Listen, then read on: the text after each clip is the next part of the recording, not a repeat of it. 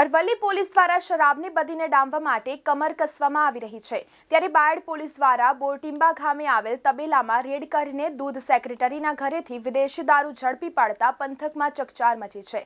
બોરટીમ્બા ગામનો સેક્રેટરી દ્વારા કરિયાણાની દુકાન પાછળ આવેલ તબેલામાં તેમજ ઓરડીમાં વિદેશી દારૂ રાખી બિંદાસ રીતે વેચાણ કરતો હોવાની બાયડ પોલીસ સ્ટેશનના પીઆઈને બાતમી મળતા પોલીસ સ્ટાફ સાથે બોરટીમ્બા ગામે પહોંચ્યા હતા, જ્યાં પોલીસ દ્વારા ગામ નજીક કરિયાણાની દુકાન પાછળ તબેલામાં તેમજ ગોડાઉનમાં ચેકિંગ કરતા ગોડાઉનમાંથી દૂધ મંડળીના નામવાળી તિજોરી મળી આવી હતી, જ્યાં તિજોરીમાંથી વિદેશી દારૂ મળી આવ્યો હતો।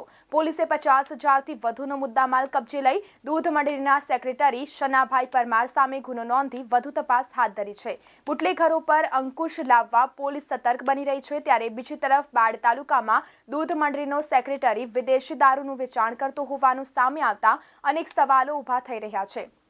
જો કે પોલીસે તો પ્રોહિબિશન એક્ટ હેઠળ કાર્યવાહી કરી, પરંતુ દૂધ મંડળીના ઉચ્ચ સત્તાધીશો સેક્રેટરી સામે શું કાર્યવાહી કરશે તે જોવું રહ્યું।